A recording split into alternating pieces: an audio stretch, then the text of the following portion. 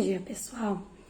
Como ontem eu falei no vídeo, fiz alguns tópicos para a gente conversar um pouquinho sobre o SUS e para a gente poder contextualizando mesmo as experiências e fazer algumas discussões. Mas em respeito a uma pessoa chamada Juliana, que fez um comentário na minha postagem e eu super agradeço, eu vim explicar um pouquinho, antes da gente começar os tópicos, o que me trouxe então a falar, que foi a minha cirurgia. Eu não fiz a minha cirurgia pelo SUS, Juliana, e é isso que me fez refletir demais, né? Eu sou de família humilde, pobre mesmo, tá? E durante a minha adolescência, ser enfermeira foi algo que foi colocado no meu coração, não sei te explicar como, nem porquê, mas fez todo sentido para minha vida.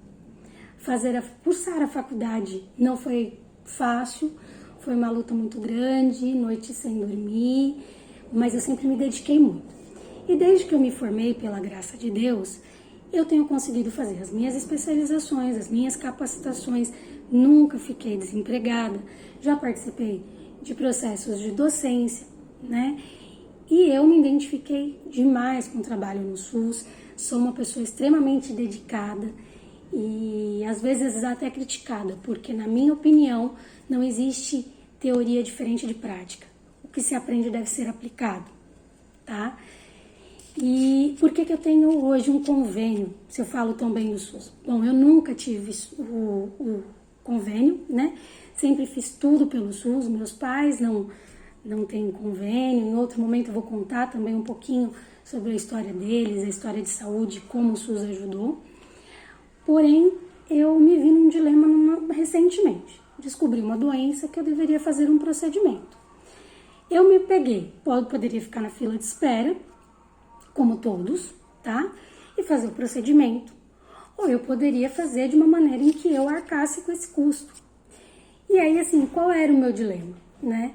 Eu vou tirar a vaga de quem não tem condição de fazer de outra forma, sendo que eu posso pagar? Bom, eu e meu esposo decidimos então que eu faria o convênio para tal procedimento. Enfim, é uma coisa que eu não uso, não sei de verdade nem como usar. E aí, eu, na semana passada, senti uma dor no abdômen inespecífica, não soube reconhecer que dor era essa, passei pelo hospital e fui para o mais próximo da minha residência. Bom, resumindo, eu passei pelo pronto-socorro, pela UTI, pelo quarto, tá?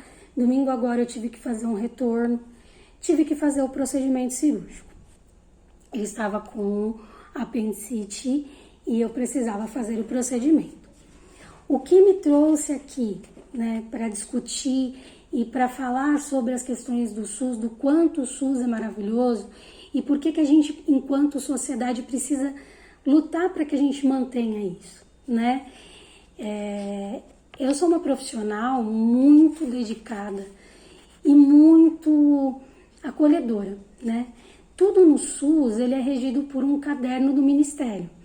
Então, por mais que o médico tenha a conduta dele, se nós formos ler o caderno ou o protocolo do Ministério ou da Secretaria Municipal, a gente vai ter que entender que a conduta do profissional tem que estar dentro do que rege aquele procedimento.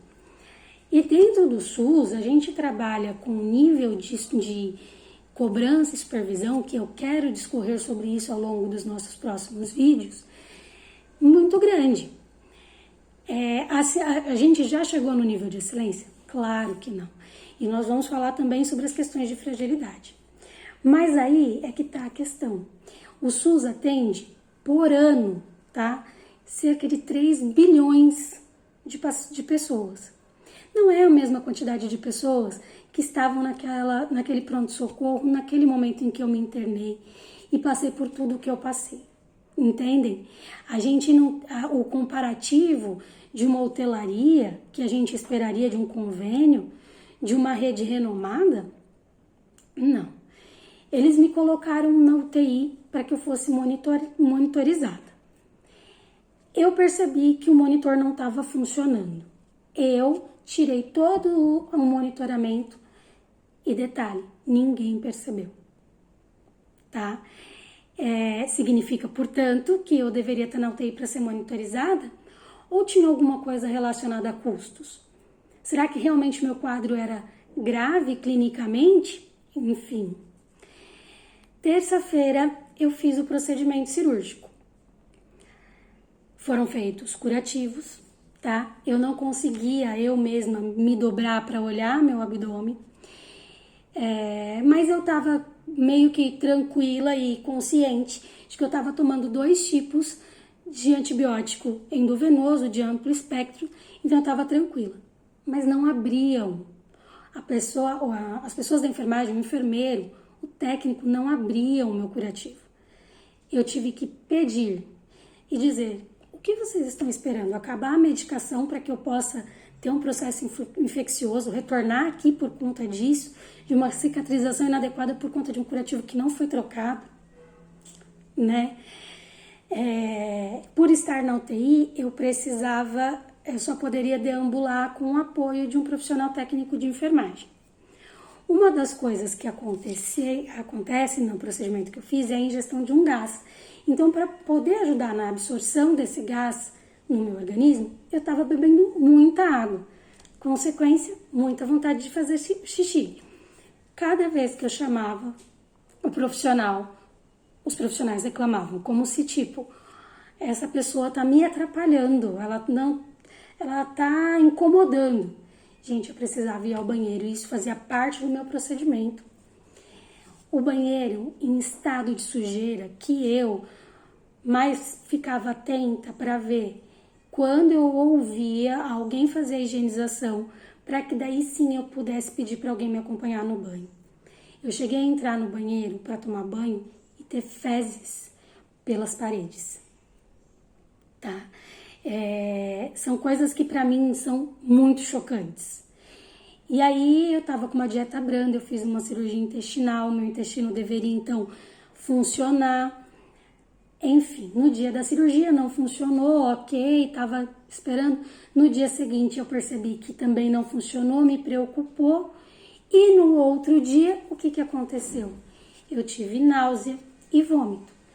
Bom, acordo cedo, sinalizei o profissional da enfermagem, 7 ou 8 horas da manhã. Falei: olha, este acesso que está no meu braço extravasou o soro, mas eu sei que eu tenho prescrição para náusea. Você pode providenciar para mim? Porque eu estou me sentindo muito mal. Detalhe, a enfermeira que deveria ter vindo me avaliar, porque poderia ser uma complicação da cirurgia, não veio. O rapaz me trouxe apenas um saco para que eu pudesse vomitar no saco e não retirou o acesso. Não tomei o café da manhã, tive vários episódios de vômito. Quando chegou o almoço, chegou uma outra profissional tentando me puncionar e querendo me fazer a medicação. Aí eu já estava muito. E aí nesse momento eu já estava muito irritada. Não quero, não precisa fazer, enfim. Pedi para chamar a coordenadora da enfermagem. Falei: olha como é que eu tô, pensa na questão clínica, no quadro clínico que eu tô passando. Olha todos os questionamentos que eu tô pontuando para vocês. Isso não é só para mim, isso é para todos. Eu preciso que vocês tenham um olhar diferenciado, de acolhimento, enfim, tudo mais. Isso talvez tenha adiantado pela maneira que eu me posicionei, né? Mas tive alta na sexta-feira, ganhei uma flebite no membro em que eu já tinha avisado o técnico de enfermagem. Quem me deu toda a assistência durante todo esse período e toda a orientação foram os médicos do SUS sobre tudo o que estava acontecendo comigo, tá? No domingo eu tive uma complicação e foram os médicos do SUS que me orientaram, me ajudaram, mas fizeram uma ressalva. Olha, vai no pronto-socorro do hospital onde você operou, porque eles têm o teu histórico minimamente dos seus exames escolhidos. E novamente eu fui maltratada, né? Porque eu ouvi do médico que saiu da sala para discutir sobre o meu caso com outro profissional, que a minha história era uma história florida. Gente, eu sou uma profissional de saúde, Eu conheço os procedimentos, conheço o que é fisiopatologia, eu faço serviço de pós-operatório com pacientes também, e eu tinha ido por orientação médica. Então eu fico pensando que nem aquilo que eu estava dizendo foi valorizado. O desrespeito à ética, né? E uma pessoa leiga, se chega, vai se sentir como, né? E aí eu quero fazer as discussões sobre o SUS para resgatar com vocês o que são os nossos direitos, né? Eu sou uma apaixonada pelo SUS, eu sou uma defensora do SUS, mas eu quero colocar aqui para vocês, óbvio, eu vou querer contextualizar o que é o SUS, tá? Como ele deveria funcionar, e a gente vai discutir, a minha proposta é discutir as dificuldades que a gente vem vivendo. É nesse âmbito que eu quero trabalhar com vocês aqui.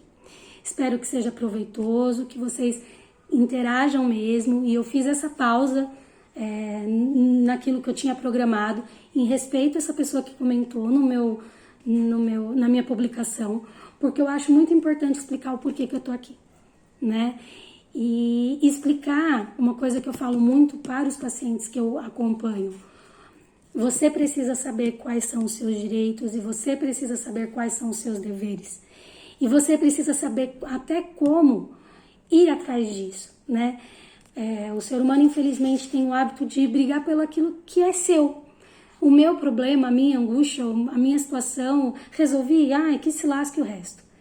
Mas a gente precisa mudar esse pensamento, porque a gente tem um programa extremamente grande e de mega importância, e que se juntos nós entendermos como ele funciona, a gente só tem a ganhar. Então é sobre isso daqui pra frente. Um beijo e fiquem com Deus.